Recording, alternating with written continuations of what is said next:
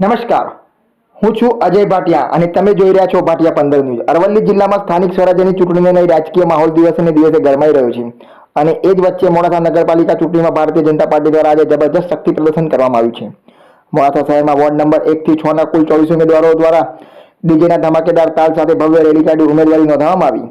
શહેરના મુખ્ય માર્ગ પર ભાજપના ઝંડા, સૂત્રોચ્ચાર અને કાર્યકરોના ઉમંગથી ચૂંટણીનો માહોલ જામ્યો। રેલીમાં મોટી સંખ્યામાં કાર્યકરો, યુવાનો અને મહિલા મોરચાની હાજરી જોવા મળી। ભાજપ ફરી એકવાર જેવા ગુંજતા સૂત્રો સાથે જીતનો વિશ્વાસ પણ વ્યક્ત કરાયો। ઉમેદવારો દ્વારા વિકાસના મુદ્દાઓને કેન્દ્રમાં રાખીને જન સમર્થન માંગવામાં આવ્યું। જ્યારે ભાજપના આગેવાનોનો દાવો છે કે મોડાસાના સર્વાંગી વિકાસ માટે જનતા ફરી એકવાર ભાજપને બહુમતી આપશે।